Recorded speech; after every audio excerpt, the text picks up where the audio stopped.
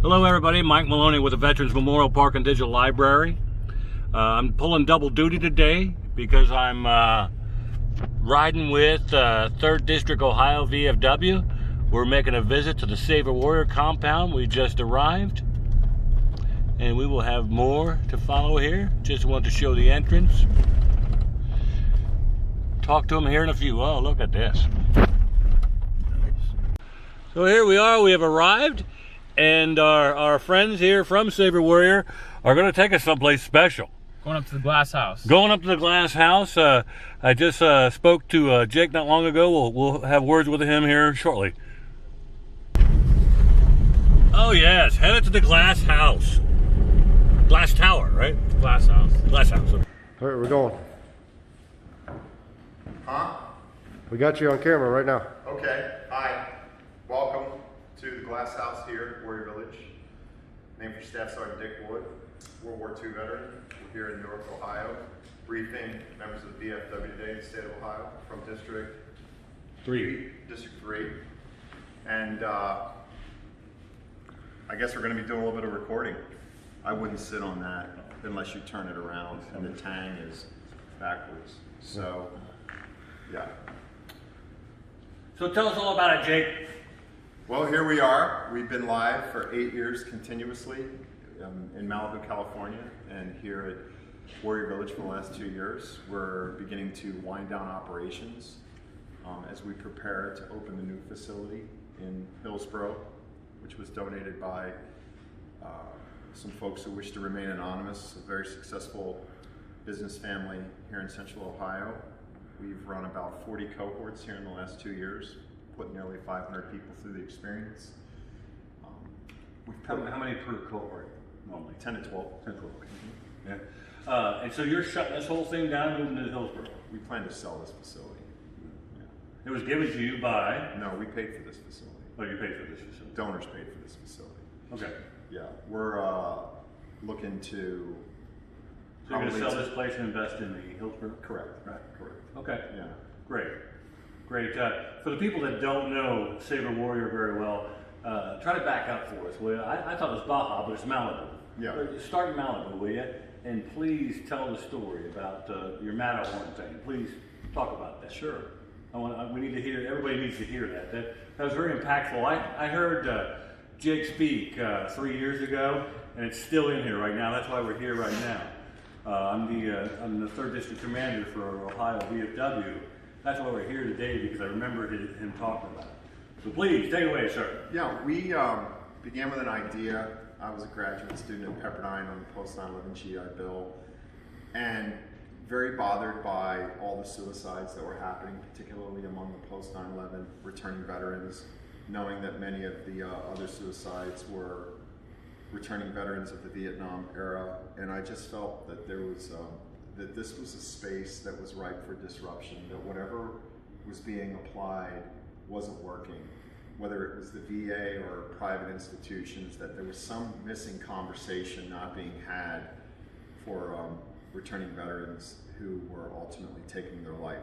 Ultimately, I think we're misdiagnosed and over-medicated. I think we've gotten closer to a correct diagnosis in the form of complex post-traumatic stress, which essentially is developmental trauma from early childhood years, which we've proven scientifically through our data collection, along with moral injury. And one of the things we assert in this experience is that adults don't really get post-traumatic stress. Children do. Adults incur what's known as a moral injury.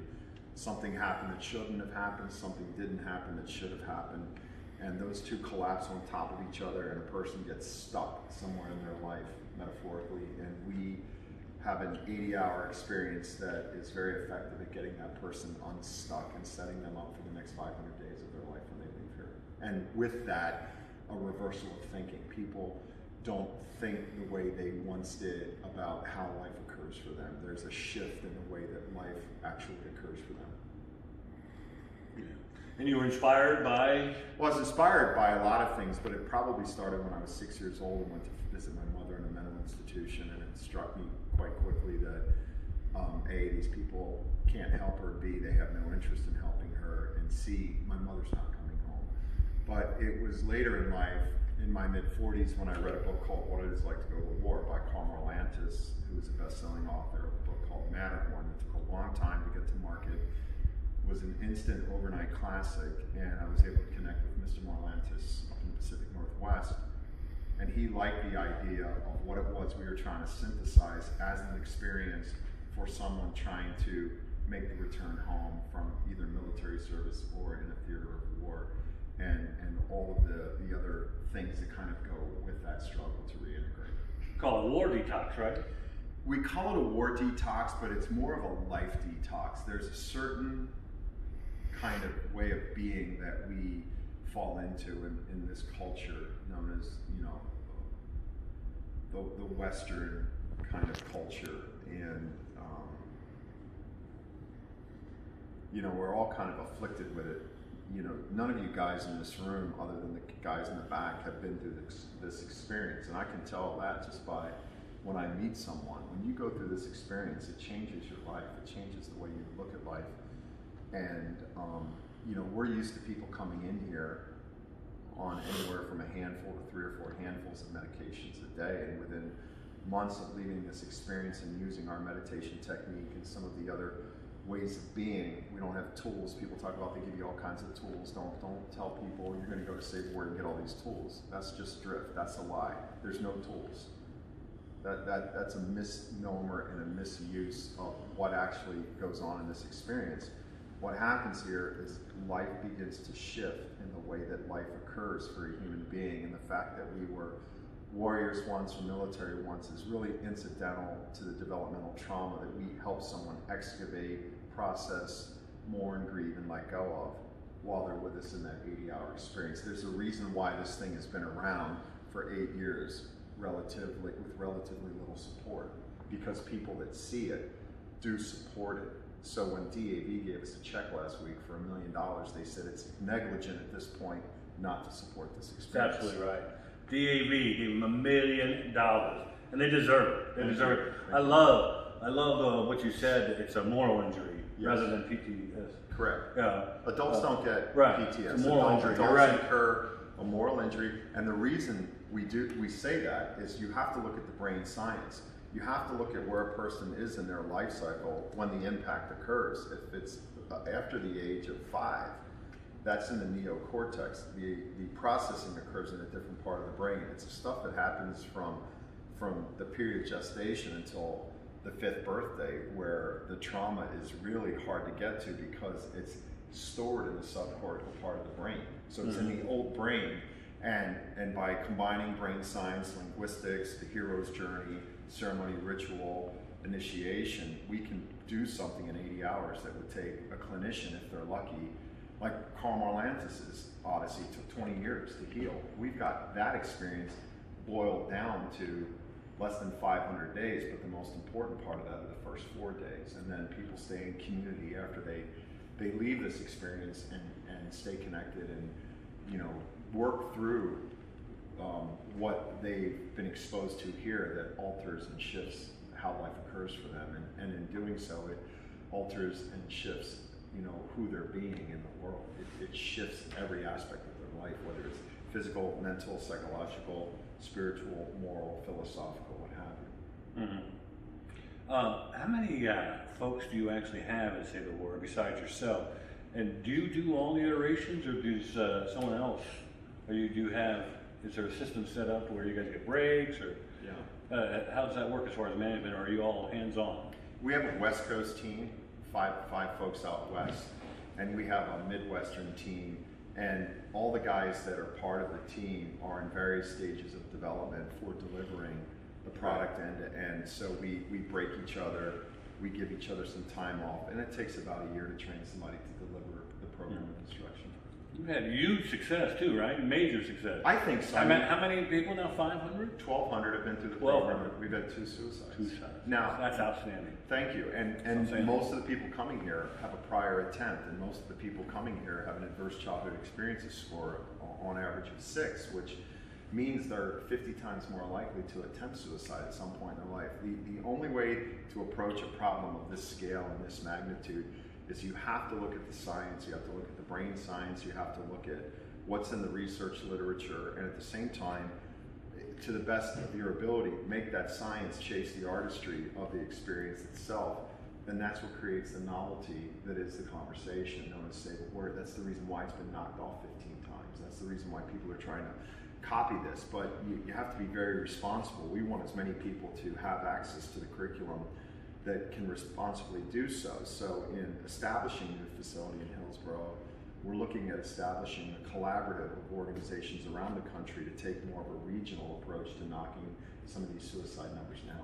Right, Yeah. and we talked about people, that's actually a good thing that people are trying to copy this program, but you had talked that you're trying to develop at least a curriculum that they all can follow, right? Yeah, that they can all borrow from, that they can all kind of contribute to and collaborate with. And you know, there's a template out there called the Brave Law Collaborative that got integrated medicine into all the medical schools in America.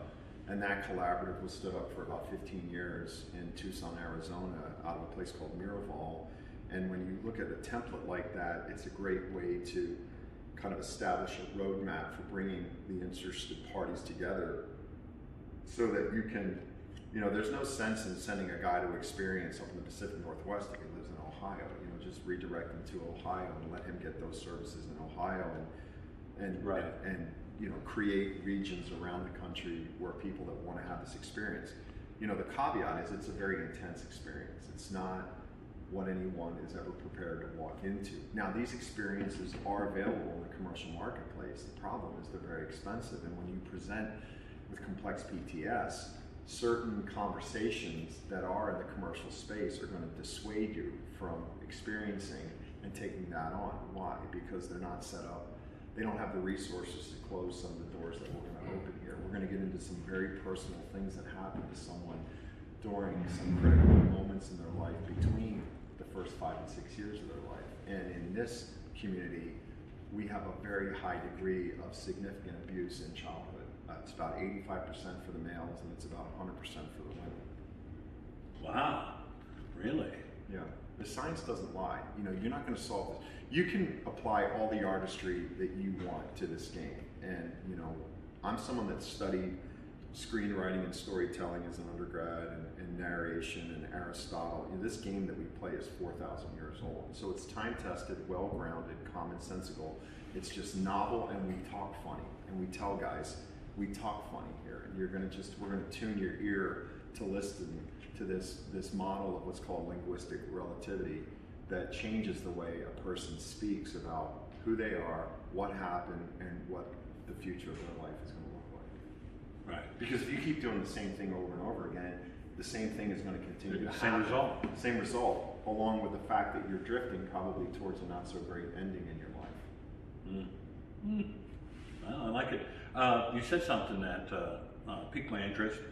Females, you have you had co-hosts that female, or you have mixed, or From the beginning, we do them separate. do it separate? I We think started that's smart. off by designing a program out of Stanford. They came to us in December of 2012. We designed their program for them along the lines of the heroine's journey, and with the men it's the hero's journey. So it's a monomythic tale where you become the actor in the story of your life, and you get to see your life from what's called a psychodramatic perspective, where you're kind of noticing what you're noticing about yourself and how you occur in the game of life versus the way you think you occur in the game of life. Awesome. And I'm very glad to hear that you take care of females too, because I know some females that need to come here. I know some female warriors. Yeah, we'd love to Yeah. serve them. Yeah. All right. So with that in mind, I just said I know some from service. If somebody's out there watching and needs this, or wants to come to this, how do they contact you? The best bet is to go onto the website. There's a lot of great information there that explains a lot of what goes on in what we call the game over that experience. And if something strikes you or resonates with you, we would encourage you to apply and submit the application right there from the website. Somebody from our team will reach out to you within a day or two and begin to have a conversation to see if this is a good fit for you or not. This game is not for everyone. Right, and that's what I was about to ask. Let's say, and I think I know the answer to this already. Let's say I know someone, but the person is hesitant to come. Do you have any kind of intake to where I don't know, you reach out to them or Yeah. send literature or something like that. You know what I'm saying? There's some people, I ain't going that way, you know. How do we get over that obstacle? You don't. You know? No, you have to want to get well, and there is a level of intervention that occurs here. Look, that seat costs $3,500. If you don't want to come in here and get well, don't burn up that seat. Like, we had to beg, and we beg for it because they're worth it. But we need you to lean into that experience. I say this again and again and again. Nothing prepares you for what's going to happen here. And if you can be as open as you were the first 4 days of your military experience, where you were getting your shit lit up and you were not barking back.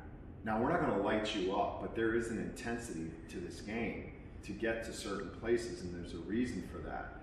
And I want you to, I want the veteran to consider what would happen at your basic training, your boot camp, what have you, that if you spent the first 5 days barking back at your instructors, at some point they're going to be like, you know what, this is not a good fit for you. I don't have the luxury of having a fight with you for 4 days when I know that there are people out there through the rostering process, through the enrollment, through the registration, through the rostering that say, you know what, there's just enough of an opening for me to be open to the possibility of what's being offered here, because what you were issued in life, you didn't have any say-so on. And if you have just enough of an opening to consider something novel, you can get this. This game is designed to be played by 13-year-olds. So people come in here in their 20s, their 30s, their 40s, and their 50s. There's nothing about the material that they can't grasp. It's just novel. It's something, again, that is available in the commercial marketplace. You're just going to pay through the nose for it. Here you get it for free. And knowing that gives us some degree of leverage to approach the conversation in a way that's beyond transactional. Because we're never going to ask you for anything. But you can't come in here and dictate what this experience is going to be like. That's why your life doesn't work. Your life doesn't work because nobody can tell you shit. That's right. You know everything. And you are on a one-way collision to one existential crisis after another. But we understand from the brain science why you're behaving that way. You have to behave that way. It's a survival strategy that's actually killing you. Yeah. And that's paradoxical that someone would do something. Well, they don't know that they don't know that. And they don't know that this superstitious mix of insane beliefs that occur as survival traits are killing them. They just know that they're suffering. And we get to that very, very quickly within the first 3 hours. And anyone that has sat through an introduction, when we used to do them publicly at The Ohio State, walks out of that introduction as an observer and says, wow, that is a really novel approach to healing. Well, that's what it takes when you're dealing with something that rises to the level of a pandemic. It has to be novel. If the VA was working, God love those folks, I know they do the best they can, we wouldn't be in business. We wouldn't have a waiting list until next July. I was going to ask you about the waiting list. You have a waiting list till July. Yeah. Huh. Now, we can move people up because sometimes Right. folks either won't or can't get a COVID test, or they won't travel, or life comes up and they bail out at the last minute. So we're constantly using an alternate list to move people up, and this is why Hillsborough is so important to us, and this is why it triples our capacity, and this is why having a collaborative is so important. We can take 1,000 people on a year, and you're looking at about 7,300 suicides in the veteran community a year. There's plenty of organizations to spread that lift around in, but that's going to take a clearinghouse of a couple of handfuls of organizations willing to sit at the same table and kind of language out best practices, Right. and language out some kind of standardized approach to this integrated intensive retreat model. So the language exists for what this is now. We were one of the first movers in the space, but it's been written about. There's white papers, there's great data about the efficacy of this work, but what really, really matters are the next 500 days after you leave Sail the Warrior. And we have a plan for you for each one of those 500 days as a suggested curriculum and course of action. Outstanding. You had mentioned it costs $3,500 Yeah. per per veteran. Yeah, with the new facility, we cut about $1,000 off of that at scale. Nice, So it's nice. going to be down about $2,500. But the important thing to know is the at-risk veterans don't pay. No. Organizations like us. Yes. That you need, yeah. And the DAV. DAV, woo! That's a hard one to beat. But it's a hell of a challenge to try to lean into VSOs in the great Buckeye State. Wow. Well, that's kind of a challenge to the VFW and American Legion, I think. Well, you got to do something with that rip ticket money and beer money that your organizations give back to you. I think now I'm getting the long, dirty looks from the cats in the seats there. Yeah, I think the DAV set out a challenge there. I think I'm proud of them. I think so too. And they've been around for 100 years, like the VFW, like the American Legion, but it is the legacy VSOs that have created this certain listening in America and established a certain credibility for what they contribute. It's time to pivot and get behind the National Center of Excellence. This is the first of its kind for complex PTS in this country, and we are really excited to bring the VSOs down to Hillsborough for them to see the new location, to see where the center is going to be constructed. We have the renderings here, we have the loans already established through the good folks at Park National Bank. We do have about 65% of that capital campaign, 3.25 million raised. Wow. And we are very, very interested, particularly with respect to the VFW in the state of Ohio and the American Legion, to come in and say, what do you need? I need this cottage and I need this cottage built. And they could almost be notional posts on the facility for our warriors to stay in while they're with us for those 4 days. And those cottages are about $750,000 a piece. I think one should be from the Legion and one should be from the VFW. Yes, sir. And the great news is you can take up to 5 years for that funding. We have a 10-year note with incredible terms from the folks at Park National Bank. And it really just takes somebody throwing their hat in from these organizations saying, we're in, we'll make it happen, we're declaring that as a done deal. And then phase 2 can begin right along with phase 1 in the building.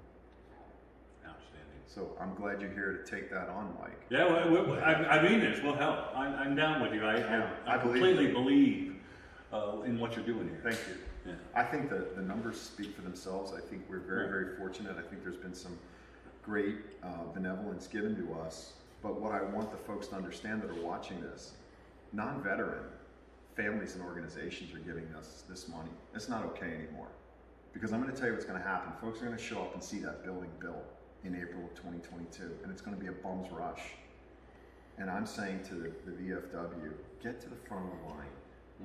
Establish your legacy in Hillsborough. Be right there beside DAV shoulder to shoulder and say, listen, we are acknowledging that this is a viable solution for a wicked problem that isn't going away anytime soon, and we want to put our money where our hearts are and support what Saul is doing, knowing that they're here to collaborate, knowing that they're here to share this space and solve a host of wicked problems that are plaguing our community. And the money's there. I'm not asking for money that's not there. Right.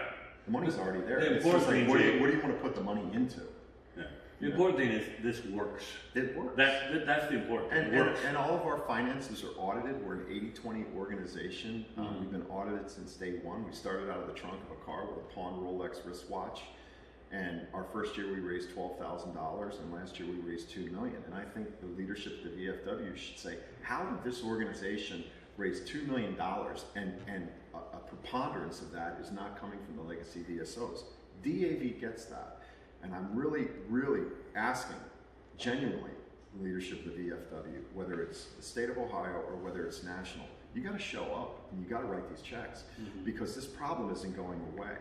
And it squares with your bylaws, it squares with your mission, it squares with your purpose, it squares with your vision, and you can trust us. You can come in here at any time and watch what we do from the back of the room and say, you know what, this is a worthy investment for the right reason, for the right people, in the right way. Yeah, it's an intense experience, but you have people that are coming in like this, that the systems that were in place, that were designed for them, that are spending $250 billion a year, are leaving them woefully short of what healing can look like. And if anyone deserves to thrive, it's these young men and women that have gone on 4, 5, 6, 7, 8, 9, 10 deployments. How is it okay for them to come home and commit suicide? And that was the premise that this conversation began on 8.5 years ago. You know, we've had You know, keep filming. But you've had, go ahead and do I that. got something. But you've had a major success with very little money. That's what I think is I want you to amazing. say that again for the folks in the back of the room that are going to watch this. See these boots right there? They were worn by the Navy SEAL that was third in the door to kill Bin Laden. Now those are going under glass in the new facility, and he's allowed us to use them as a prop. That guy should not have to drive out into the middle of the woods in Ohio to get help. The National Intrepid Center of Excellence couldn't help him. The VA couldn't help him. Spending $1,000 a month on private health care for a therapist couldn't help him. He came here, and in 4 days, his life changed. Is that the shoes he was wearing? It's the shoes he wore on the raid. Yeah. He was in the stack that went up the middle, and he brought those back. We were able to do some nice things for him after the experience. But this is a young man who was in tremendous pain and suffering and could not get unstuck. These are the kind of people that come here, whether it's a Delta Commando, Navy SEAL, someone who never left a post, someone who never deployed, whether it was a Green Beret, Air Force pararescueman, an infantryman, what have you, or Marines and you can shake a stick at. These are the kind of people that come and sit in that seat. Real, no shit warriors who deserve. That guy does not deserve to die by his own hand. And those boots are a part of American history. The CIA Museum asked for them, the 9/11 Museum asked for them. He said, no, I'm going to give them to Saul to put into the new facility. And I want you to get an idea of those men in the back. You should talk to them as well. They've sat in a seat and they've dedicated their lives to paying this forward, whether it's as a chef, a producer of this work, a young man back there that helps run all logistics and make sure everyone has what they need when they're staying with us. But, you know, the time for the niceties are over. You guys have the money. You talk about, hey, we want to send our people here. Great. Those seats cost money. Mm-hmm. And our finances are transparent. They're all audited. And we do a really, really good job considering what we have to work with. And we're just looking to fill one bucket. Each bucket itself is worth $250,000. We need to raise $3 million a year and spend to build an endowment so that 10, 15 years from now, we're out of the fundraising business, and it's all being done with interest off of that endowment.